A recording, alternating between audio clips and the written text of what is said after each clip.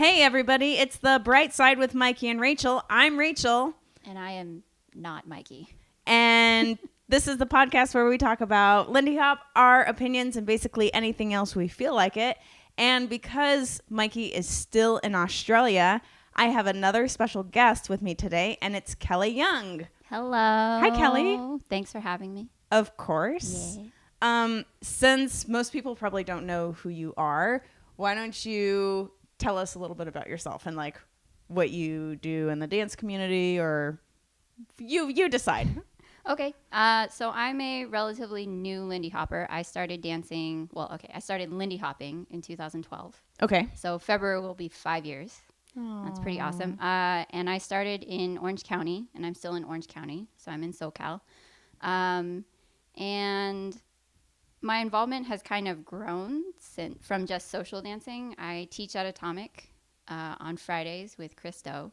And I teach elsewhere, but kind of rarely. I teach at Lindy Groove every once in a while because it's kind of far. Yeah. And then people just see me out and about like everywhere. I'm out social dancing all the time. It's kind of ridiculous. It is true. Yeah.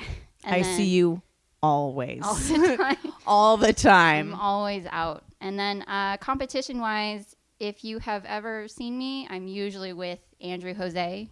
He's the in competitions, he's the tiny Filipino guy, and I'm the tiny Chinese girl. And we're not Jeff and Mimi, so it's the other couple. It's the other ones. The other couple. So, yeah. Cool. Yeah. How have you been? I've been good. Yeah? I've been good. I've been reading Life of Pi. Yay! Which you loaned to me, and I thank you for that because it's really good. Last week, Kelly and her boyfriend Juan came over to my new house, and we got brunch with Brett, and then afterwards we watched Life of Pi, and I was going on and on about how much I like the book as well, and so Kelly took the book home, and she's been reading it all week on her lunch breaks. You know. And it's been awesome. It's been great. How far in are you? I'm about like 75 pages in, so not very far. Okay, so not far. Not far. I've been reading about. It's so good. Oh, I'm super excited. Well, and it's interesting because since we watched the movie first, yeah. Now as I'm reading the book, I see everything in the movie. Yeah. As it happens in the books, I'm like, ooh, when is this gonna happen? So, it'll be interesting. Yay! I like it a lot. And then it did this weird thing where rain or water fell from the sky all week. Yeah. It was, oh my God. Yesterday was like the worst day of my life because I was running around for my job. Okay. And it was like a torrential downpour. And I was in Los Feliz, and I don't know what it is about that neighborhood, but the water is like, the water just doesn't drain well in the streets. And so there was water up over the sidewalks, and I got soaking wet I couldn't even get out of my car because there was so much water in the street that I had to climb through to the passenger side and get out of the passenger side to like climb onto the sidewalk. Oh my God. Which was terrible. And just walking from my car to the shop, which was like a block away, I got totally soaked, and my socks and my shoes were totally soaked through. And I was wearing leather shoes. I wasn't wearing like canvas Keds. Oh no. And then and so we're like building this new cafe, and part of it has like a courtyard, and like we have like a little driveway and stuff, and that's where we're storing all of our supplies until we're ready to bring it all into the shop. And I had to go out there to look for something, and I got soaked, and it was so terrible. And then I had to go to the arts district to pick up more stuff. Oh, no. And it was raining really badly down there, and I couldn't get in and out of my car because of more puddles. And then by the time I got to the cafe that I'm actually working on, which is in Beverly Hills, which if you don't live in LA, that's so far away. It's like a really long drive. Yeah. It took like an hour and a half for me to get to Beverly Hills from the arts district. Oh no. And I was soaking wet, and I hadn't eaten anything yet. And I get there, and it's like we're still building the cafe out, so it's like cold, and there's a concrete floor, and it's like a construction site. Yeah. So And it's not heated. It's not heated. I was so grouchy. No. It was so grouchy. And then by the time I finally got home, I was like, I'm done. I'm done. I am done with this day. And I worked like a 10.5 hour day, which is long for me. That is long, period. So by the time I got home, I was like, no more. No more. I am done. No more. Yeah, that totally warrants like grouchy pants, grouchy socks, grouchy sweatshirt. Yeah, Just well, grouchy. And my socks and shoes were so wet the entire day that in the afternoon I took them off while at work in front of like construction workers and my coworkers on a construction site so I could like warm up. Yeah. That's how bad it was. Yeah. Wet socks are terrible. the worst. I cannot They're do wet so socks. bad. I cannot. I cannot. And now my socks are stained because the dye from my shoes, like because my shoes have never gotten wet before, Yeah, even so though I've had them for a while. Yeah. And so they have these like black streaks on them. It's so bad. My poor socks. Oh, they went through a lot. They went through a lot. Not as much as what I went through. No, not a no. Emotionally, which was very traumatizing. But it was... Was it windy? It was super windy. Yeah. Because I think I told you this yesterday, but I went to lunch. I drove to go get lunch. And I was literally sitting at a stoplight, and I just felt my car like rocking from side to side. Oh my gosh. I'm going to get blown away. That used to happen in Albuquerque a lot, where they'd have these like huge gusts of wind and your car would like bounce up and down and rock side to side. And I'd be like, oh my God, I may actually blow away at this point. Yeah. But I think yesterday was the windiest I've ever felt it in Southern California. Well, and the other thing that I don't like about rain in LA, especially if it's windy, is there's palm trees everywhere. Yeah. And so pieces of them just like fly off. They're So in the street. If you're not around palm trees a lot, something you don't think about is the dead leaves that are hanging up on these really tall trees and how heavy they are. And then when it's windy, they fall down on top of your cars or on top of people, and it can be really dangerous. And they are like major obstructions in the street. They're wet and they're soggy. And a lot of times people don't know what they look like. Yeah. So they see it, especially at night. So they see it kind of halfway out their eye, and they're like, oh my God, there's an animal. And they're swerving everywhere. Yeah. It's terrible. And then you get there and you're like, oh, it was just a leaf. Yeah. JK, everybody. Never mind. But yeah. Yeah. Other than that. Oh, today I went to the Women's March in LA. Yes. It was historic. It was historic. It was really crowded. Very crowded. I think it took me an hour and a half. Well, let me think.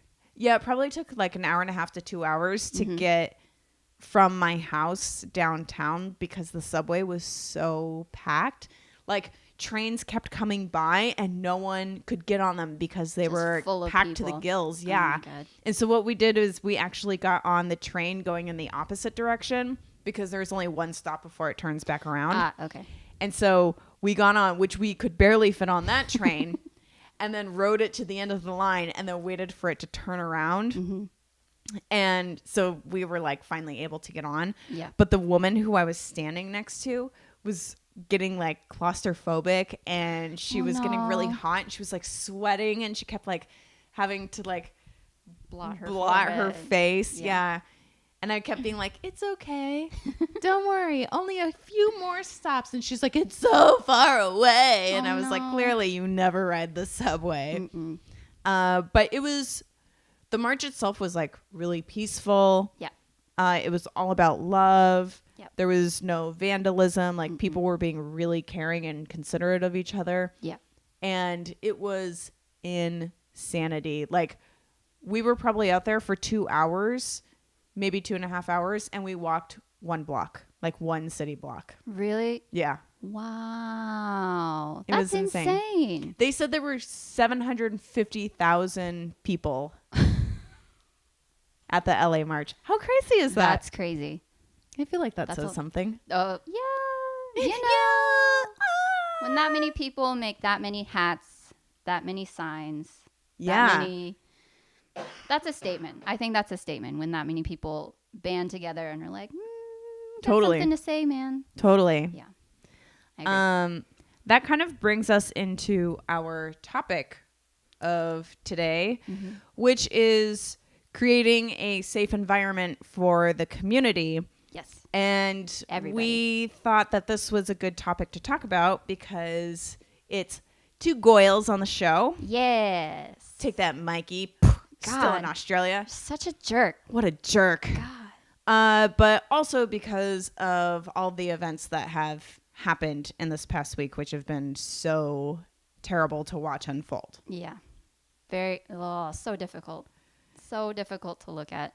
Yeah. And hear about. So there were 5 accounts that came out about Max Pedroza. Yeah. And all of them had...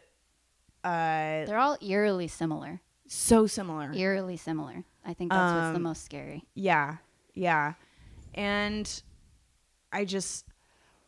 what I wonder is what can we do to make not only ourselves safer as women, but everyone? Like, how can we just make a safer environment in general? Yeah. Like, what do you think about that? So I think one of the most important things, especially going forward, is education. Yeah. I think everyone needs to hear about it. Everyone needs to know about it. But at the same time, like, I think a lot of people need to learn about the fact that we are interacting with each other. You know, like, swing dancing is a partner dance. Yeah. And my boyfriend Juan has a really great saying, which I think he got from Peter Strom. Someone correct me if I'm wrong, but he always says that, like, as a leader in particular, you're leading a person, not a concept. Like, you have to come to terms with the fact that you are interacting with another human being, and you have to respect them as another human being. Yeah. You know? And I think that applies both on and off the dance floor, because most of these interactions that have happened sound like maybe they've been initiated on the dance floor, like, oh, hey, let's go grab a drink or whatever. Yeah. But it's always off the dance floor it's been happening. Yeah. Yeah, I think that being educated is really important. Mm-hmm. I also think that just talking about it, being more open about it, Creating awareness is really important. I myself have not had an experience like that in the Lindy Hop community, but I have had experiences like that in real life, and they are really difficult to deal with. And I think that being there for any victim, for support, to listen to, you know, if they need to talk, standing up for them, all of those things are super important. Well, and in terms of the creating awareness part, I was talking to Lance Powell, who runs Lindy Groove with Vicky, with his wife, Vicky Chan. I was talking to him last night, and he said that not only is it important to create awareness among the people that are constantly coming out dancing, like you and I were regulars at Lindy Groove, but he said that he also has a responsibility to the new people that come through, you know, the people that don't necessarily know how people might try and take advantage of the fact that, you know, we are in contact with each other.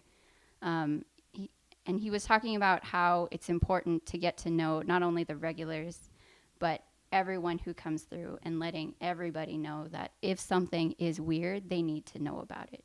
You know? And that's something that I've started saying in my classes. And I think that I need to expand more. But what I have been saying is that you should always feel comfortable, and you should always feel safe at the dance. And if for some reason you don't, you have the right to say no to someone.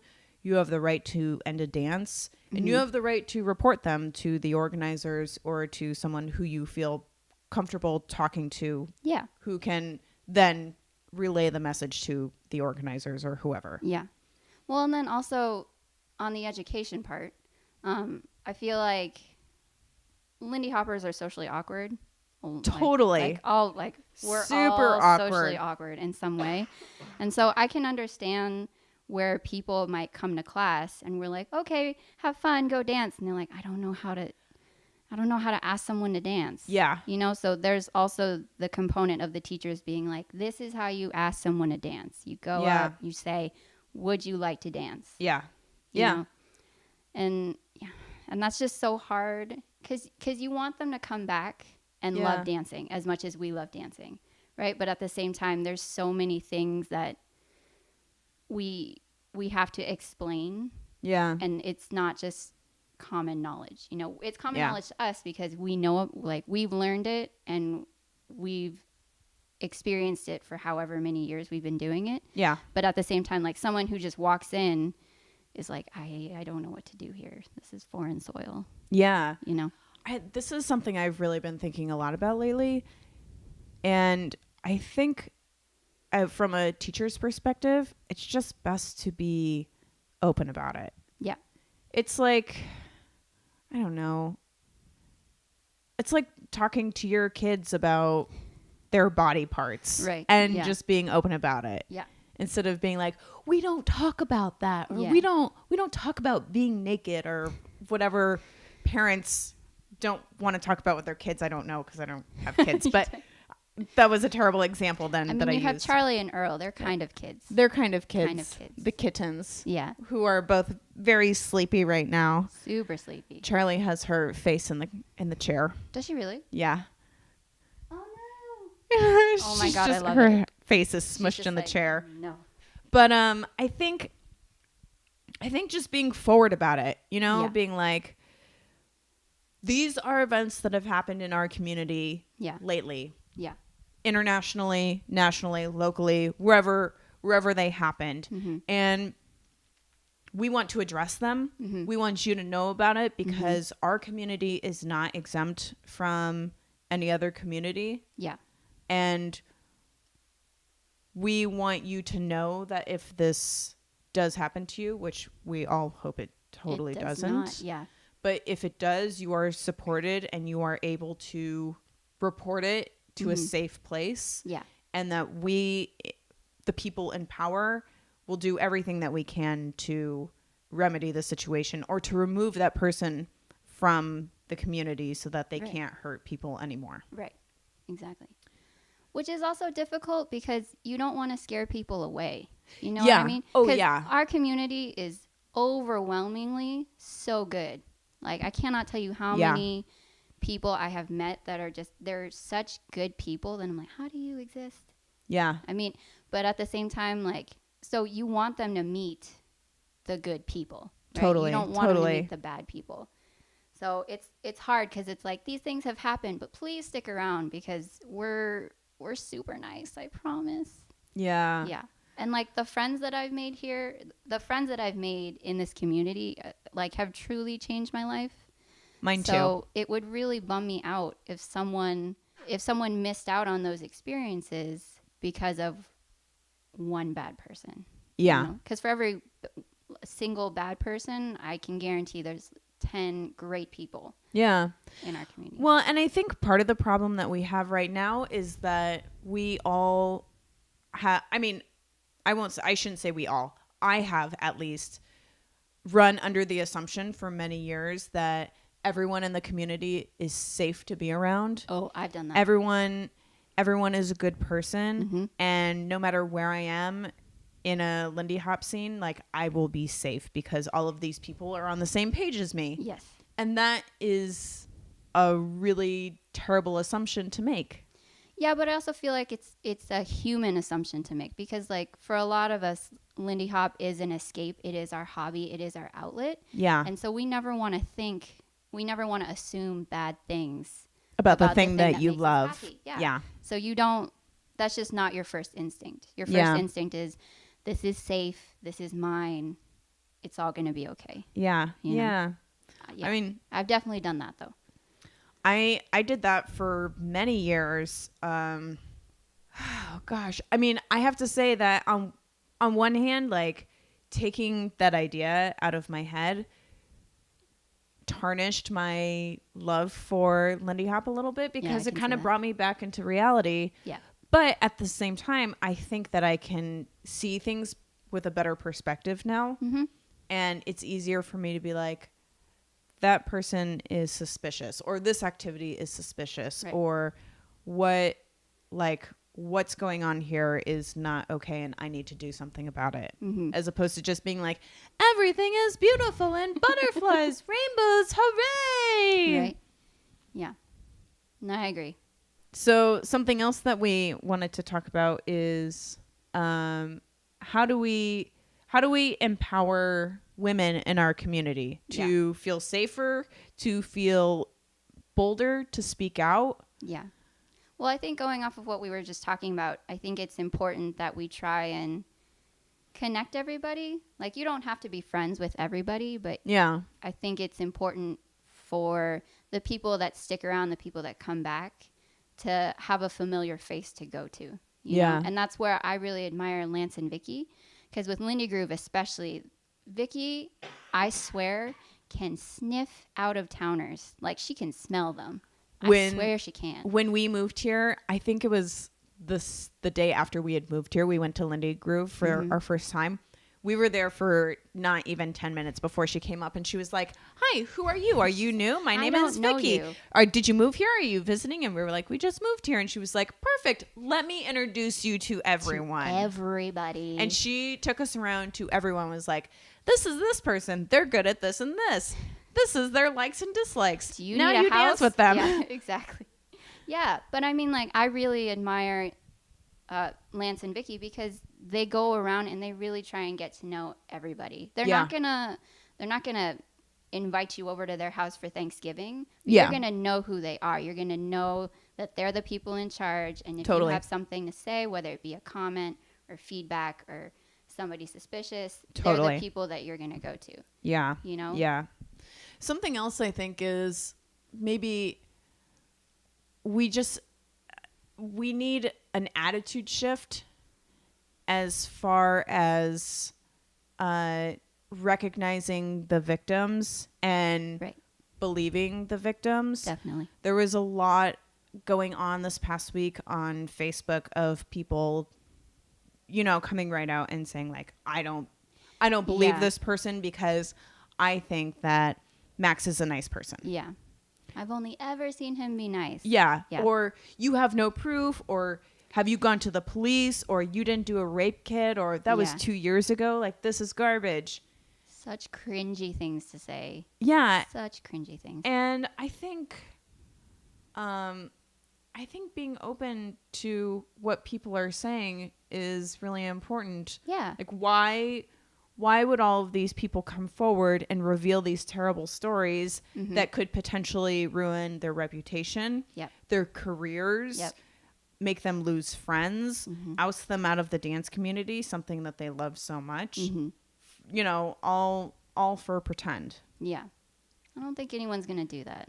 I don't think so either. Think so. And I was reading one thread in particular of, it was a person from LA who had commented and been like, "I don't believe you." Yes. Yeah, I read the same one. And a lot of the dancers in the community fired back at this person. Yeah. And not only that, but all of the organizers spoke out and were like, "You are not welcome to my dance anymore." Yeah. And which I think was great. I think it's great too. Yeah. And he's been a troublemaker for a long time. But him saying all of that stuff, like just the way he said it, really reminded me of when I was in high school. There was a girl who reported being raped behind the drama department. It was like in an alleyway, and my school had security cameras, but where she said that she had been raped, the cameras didn't point to, and it was like at night, and so it was dark, and so you can't really see on the cameras what had happened.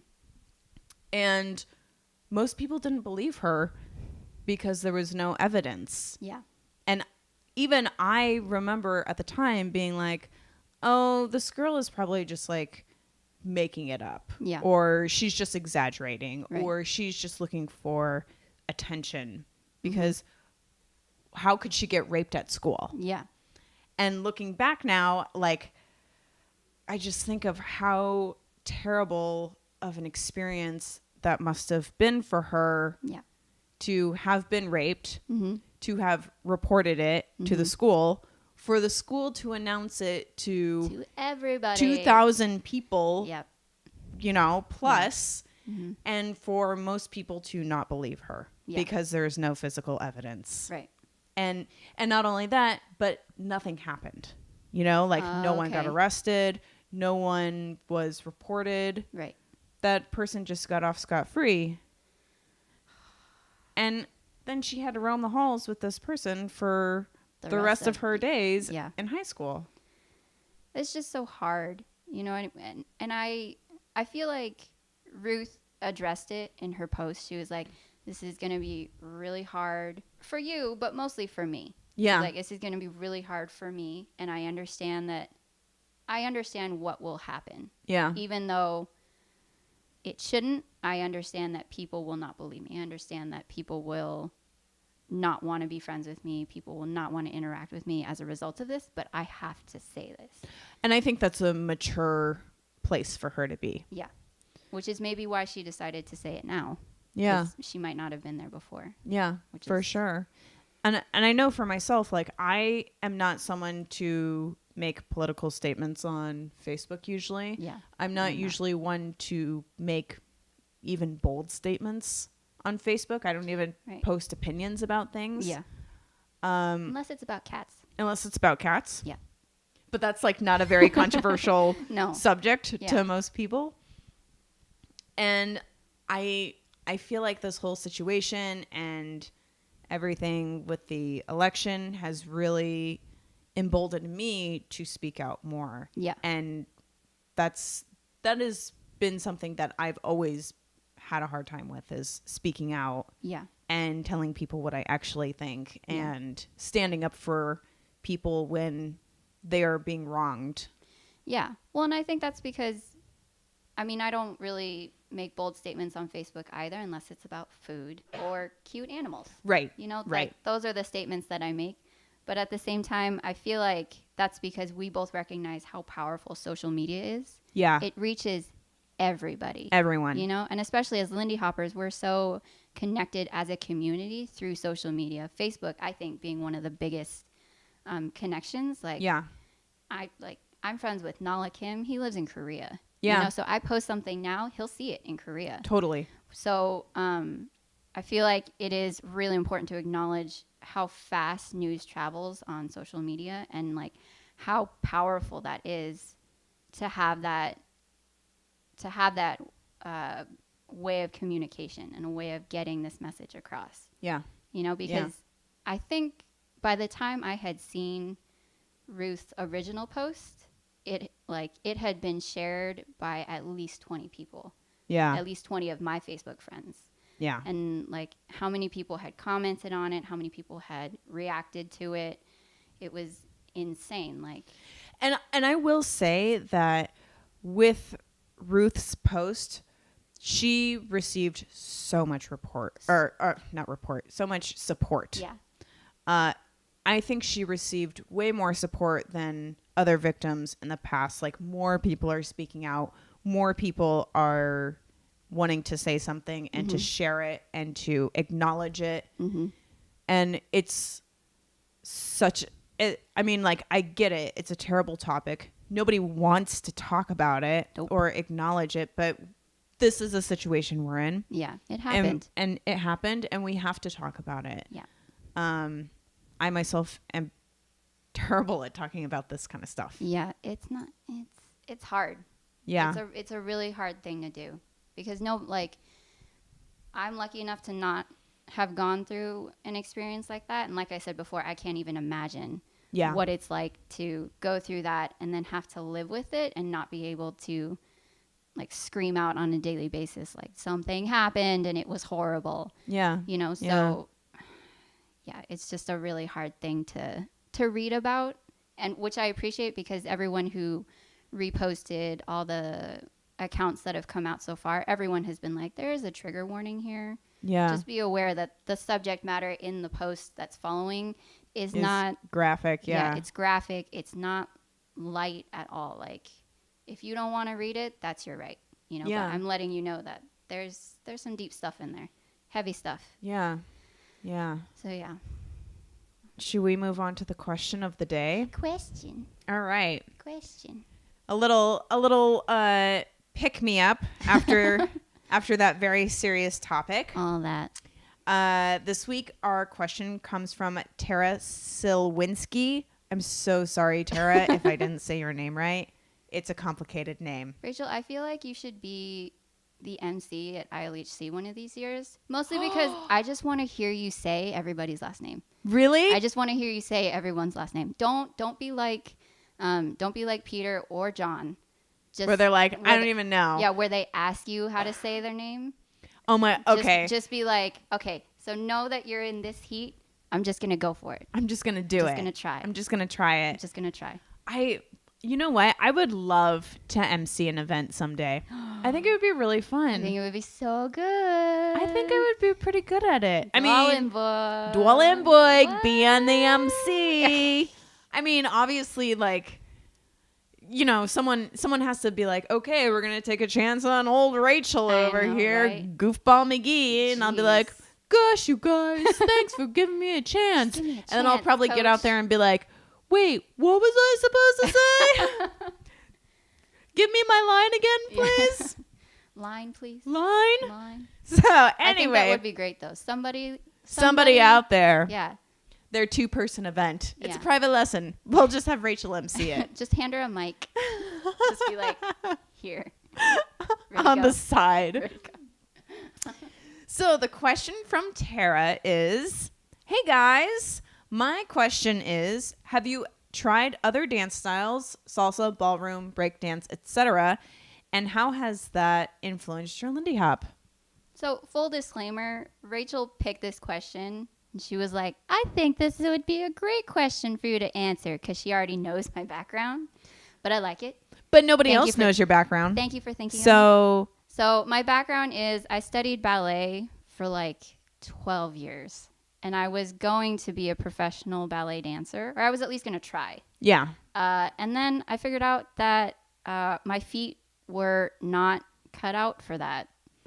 The epic tale of the classically trained dancer. Right? Yeah. So a lot of professional dancers will develop feet problems over the course of their careers, right? Which can be anywhere from like 5 to 20 years.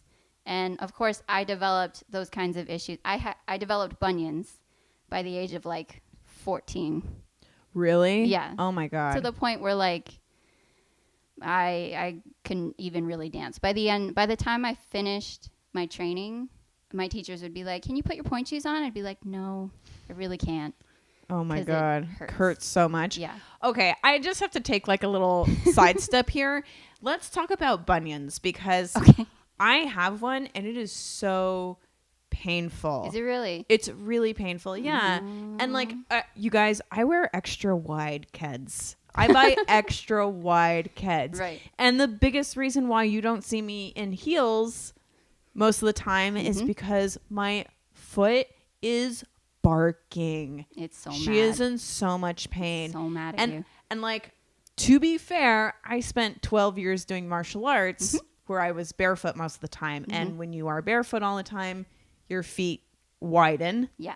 And so it's been harder to squeeze my fat feet into these cute, tiny, pretty shoes. I don't think you have fat feet. That are meant for teeny tiny dancer feet. But like, my feet aren't like unusually large. We're examining my feet right now for anyone who's wondering. It's great for the podcast. It's great for the podcast. but they're wide. They're wider than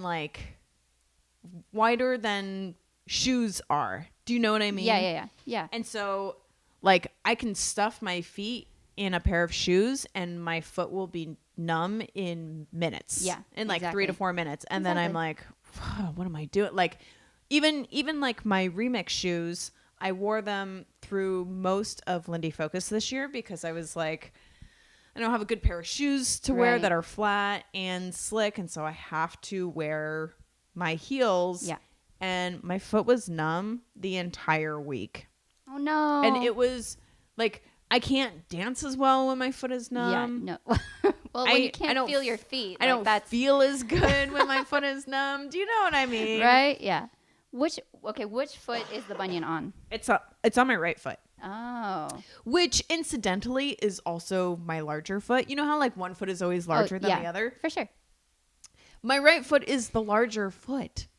Which is probably why I got the bunion in the first place, because I was like squeezing my feet into these shoes. tiny keds before they started making the extra wides. and then I got a bunion. And that happened maybe like 5 years ago now. But it wasn't until I moved to LA that it started getting a lot worse. Oh, really? Yeah. And I just don't know if it's because time has passed. Time has gone by. Yeah. So the interesting thing is, upon examining my father's feet, I was probably genetically predestined to develop bunions. Really? Yeah, just looking at his feet, because my feet look just like his. Okay, my feet look just like my dad's too, right? And my dad also has a bunion On his right foot. I don't know, but my mom also had a bunion, and she got hers shaved off when I was in preschool, because I remember she had to wear the boot. Okay. Yeah. That was back when they gave you those like ugly blue boots.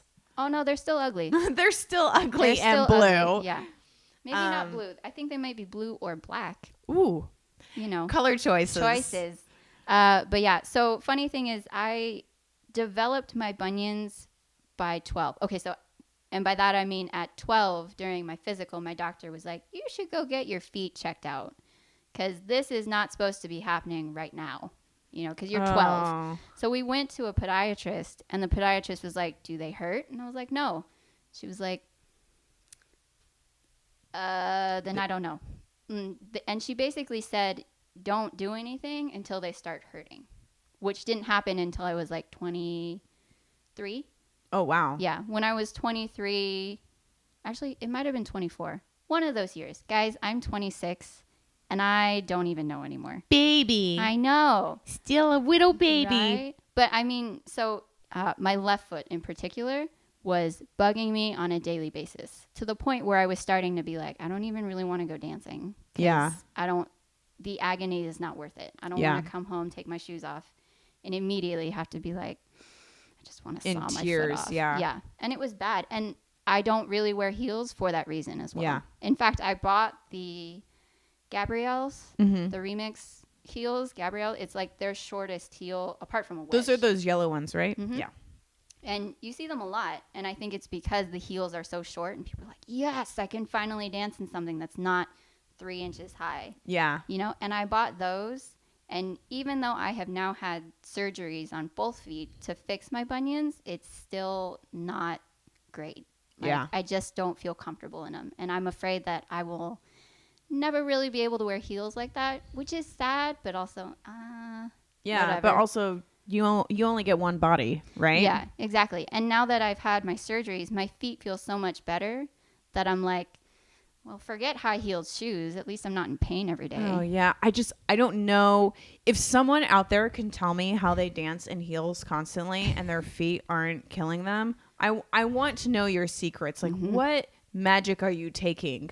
What kind of drugs are you taking so that you don't feel your feet scream at you? Because mine scream so loudly. And I also, like, when I was a teenager, I had really bad plantar fasciitis from being barefoot so much in martial arts. It was so bad that I was not allowed to walk for 2 months, because I would be in class, in my Taekwondo class, and we'd be like standing for 5 minutes, and I would roll over onto the outside arches of my feet and stand like this, because I couldn't put my feet on the ground. Oh, no. Because it was like knives shooting into my foot. And I let it get so bad that I was crying in class before they were like, you should see a doctor. You should do something that's about not it. Normal, But you know how it is with, like, especially something like foot pain. You're like, oh, it's just my foot. I'm cramming in shoes, or I'm putting a lot of weight on it. Like, I'm on my feet all day. They're just in pain. That's just what it is. And that's kind of how I felt at the time. Yeah. I will say that in my own existence, because I developed my bunions so early. Yeah. I think. Well, actually, I know I got used to the pain. Yeah. To the point where, because the doctor said, don't worry about it until they hurt. I'm like, okay, well. And Do they hurt? it's a gradual thing too. You'll Yeah. be like, oh, it kind of hurt in that moment. Yeah. And then like a few months later, you'll be like, oh, it hurts a little bit more, but no big deal. Yeah, but whatever. That doesn't warrant me going to the doctor. Not at all. Well, and then I fixed my feet one at a time. Right. So I did my left foot first and then my right foot. So I did my left foot, that healed. And the difference that it made, I was like, I was living with pain every day. And now that I don't have to do that anymore, it's like, why did I do that? Why? Yeah. Why did I do that? I've been trying to buy better shoes that accommodate my foot more. Mm-hmm. But even like, you know, it's so sensitive that I could touch it right now, even though I haven't been dancing all week. Mm-hmm. And it's still like pretty sensitive, you know? And it's like a big old fat, ugly bump. Do you think you'll ever get it fixed? I don't know. I don't know at what point do I go under the knife. Well, and here's the other thing, because I had bunion surgery. My godmother recently had bunion surgery like a little over a year ago now. Yeah. And I've also heard about here's the thing. When you tell everyone that you're getting foot surgery, all of a sudden everyone wants to tell you what's wrong with their feet. Yep. Yeah. So I've heard about a lot of different procedures. And the thing about bunion procedures in particular is they're all different. Like, for example, my bunion surgeries, I now have a tiny, tiny screw. It doesn't even set off metal detectors. I have a tiny screw in both of my big toes, right? Like in the bones that connect my big toe to my foot. I have a tiny, tiny screw. My godmother, who also had a quote unquote bunionectomy, has a rod literally going through her right foot. Oh, geez. Like, that sounds painful. It is painful. And like, she's not even completely recovered yet, even though it's been over a year since she had her surgery. Like, she still can't wear. How is that better than having a bunion? Chronic pain versus puffy foot? I'm not sure. I'm not because sure. that sounds awful. It's not great. It's not great. But at the same time, I feel like bunions suck, man. Like, bunions suck. It hurts. They hurt so bad. And at this point, for me, I would rather pick having to be super picky about what kind of shoes I wear. Yeah. Over the pain that I was going through every day. Truth. You know? Truth. So. Anyway. I'll be in Keds for the rest of my life, but that's fine. Me too, girl. Don't even worry about it. Anyway, back to the question. So, I did dance styles. I did ballet, and I also did jazz and musical theater because my ballet school was also affiliated with the musical theater companies in town. It was a very small. I lived in the suburbs, so everyone knew each other. We all did. A girl from the burbs. You know, from a bubble. From a bubble. Yeah. The bubble burbs. That's the official name for it. Yeah. Rachel, I knew you were going to get me to laugh at some point, and I wasn't going to be able to continue. So I grew up with ballet and jazz. Mostly. And in terms of how they affect my Lindy Hop, I can turn like nobody's business. Yes. And in terms of balance, I'm real lucky. I think it's because I spent 12 years focusing on balance. These days, I'm okay. Yeah. But I mean, in terms of like movement, learning Lindy Hop and Charleston in particular, quote unquote solo jazz, you know, was a whole new thing for me. Yeah. Like watching my first solo jazz contest, which I think might have been at Inspiration Weekend. The first year that I went, it was after hours, the Apples to Applejacks contest. Oh, right. Watching that, I was like, what are they doing? Oh, I was there. Yeah. Aww. Isn't that great? Yeah. But it was awesome because they were like drunken sailor, and I was like, you were like, what? Drunken sailor, you know, and like Applejacks. Isn't Applejacks a cereal? You know, like I was literally looking at them like, what are they doing? Shorty George. Who's Shorty George? But you do hip hop too, right? No. So I never trained in hip hop. Oh, I thought you did.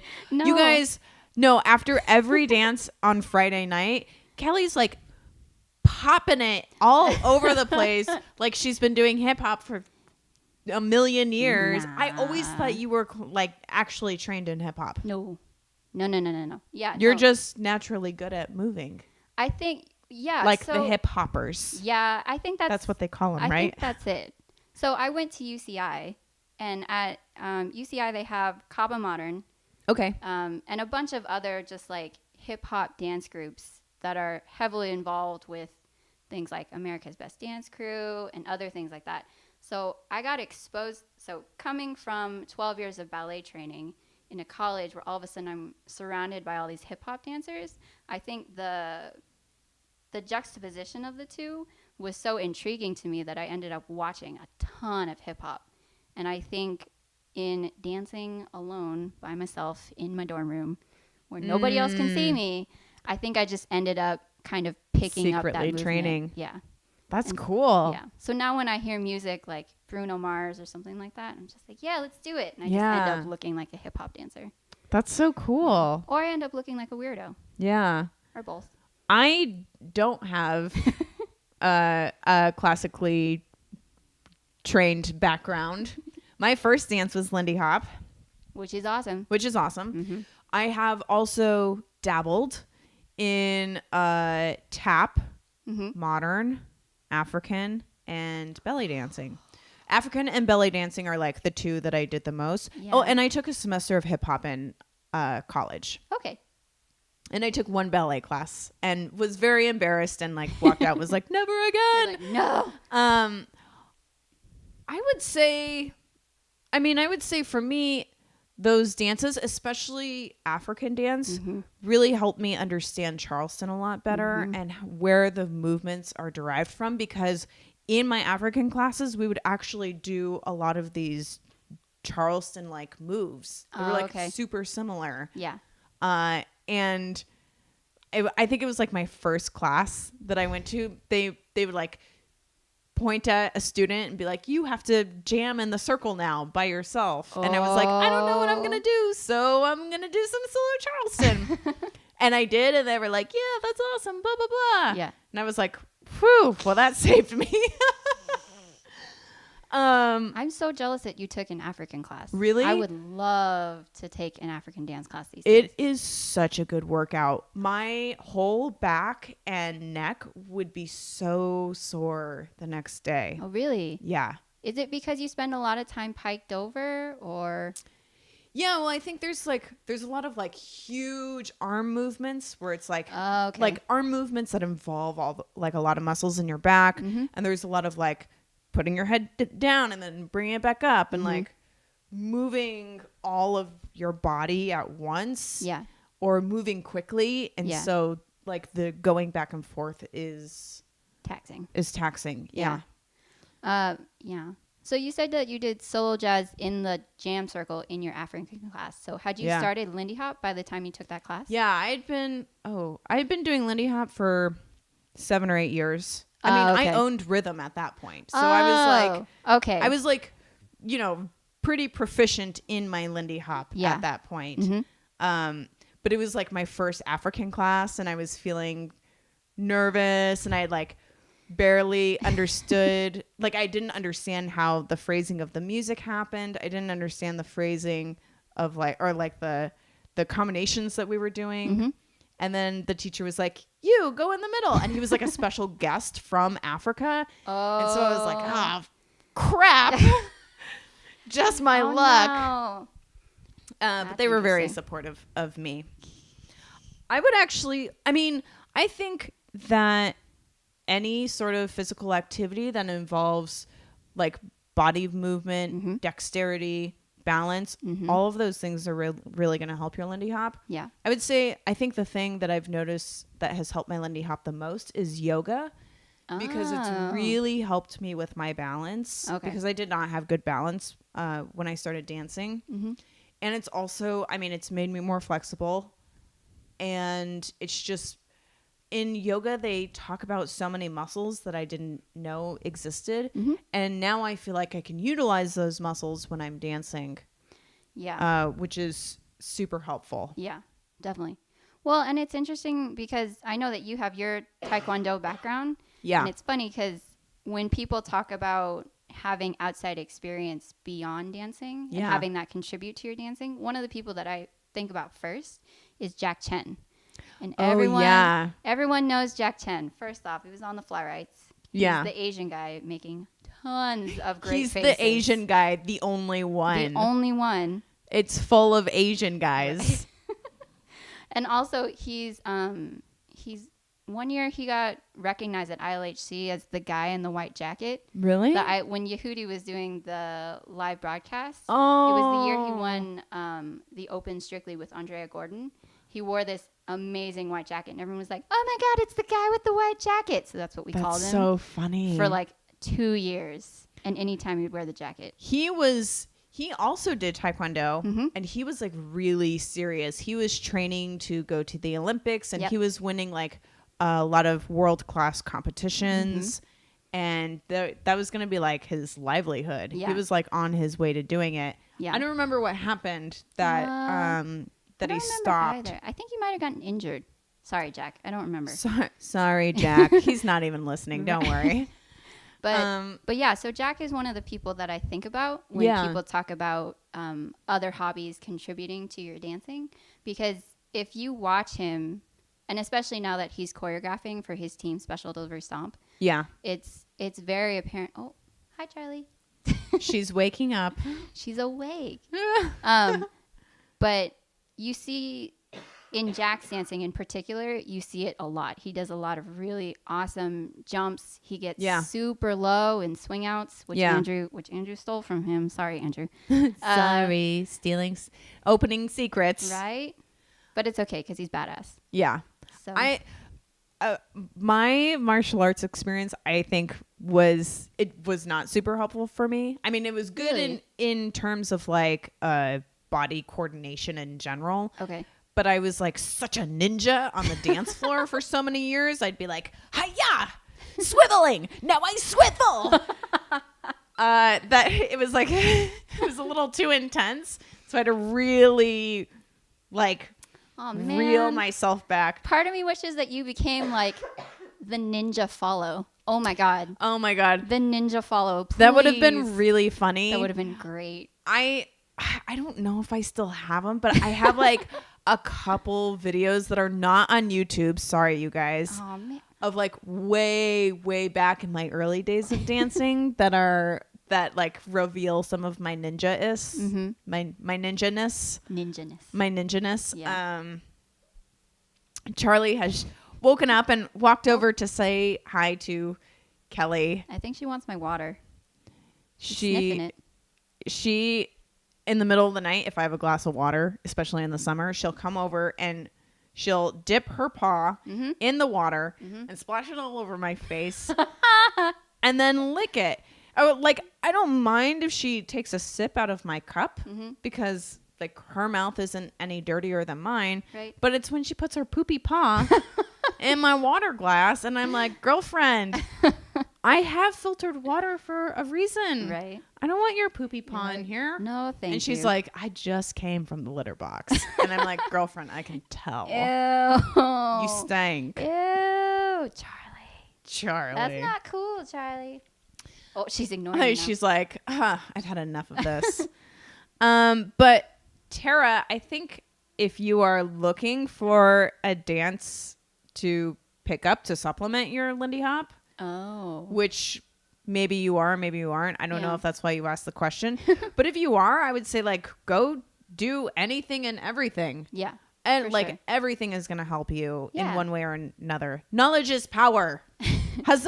Knowledge is power. I also feel that like if you have previous dance experience and you're kind of like, well, how do I apply it to Lindy Hop? Yeah. That's a really cool question that a lot of people have yet to answer. And I would think that Mikey is totally into that question. Too bad he's not here, idiot. Jerk. God, I hate that guy. Stupid. By the way, Mikey was the one who was like, he texted me after I posted my podcast with Brett from last week. And he was like, you should do one with Kelly. Do one with Kelly. Aww. Mikey loves Kelly so much. When I first moved here, he pointed you out and was like, look at that girl. She's so awesome at dancing. I love her so much. She's just the best, blah, blah, blah. And I was like, oh, yeah. Yeah, she's pretty good. She's all right. Okay. And he was like, no, she's more than pretty good. She's the best. Mikey, I love you. Not really, but you know. But you know, We can pretend. you're like, okay, or You're whatever. Look at, and silence on the other end. He doesn't even respond. Yeah, come on, God, man. what a dick. Not Jeez. Mikey. in Australia. In How dare Australia? How dare you? you? Jeez. Another continent? You I know. can't even stay in North America for like a week. He is coming back this week, though. And, oh my gosh, super exciting news. I'll announce it right here, right now, which is Mikey and I are going to teach the challenge class next week at Lindy Grove. So if anybody who goes to Lindy Grove who wants to take a challenge class, Mikey and I are going to teach together for the first time ever. Really? You've never Yeah. taught together? We've never taught together. We'll see how it goes. I texted him and was like, be prepared to teach the pretzel and V slides for days. And he was like, I hate you. I hate you so much. Fun Yeah. fact, Mikey doesn't have any idea what he's doing. No, he doesn't. Not at He's all. clueless. Not at all. He's clueless. I don't know how we con these people into letting him teach classes. Cause I don't either. Dude, Tis a there's mystery. nothing going on up there. No. Nothing. It's just wax. It's just wax. It's just wax. No, I didn't say Yeah. it, Mikey. It wasn't me. All right, you guys, you can check us out on iTunes and on SoundCloud. And please send us some questions because we need the question. We need and we want the question. Questions for days. For days. And Kelly, thank you so much for coming on the show. Thanks for having me. You the best, girlfriend. Ooh, no, that's you.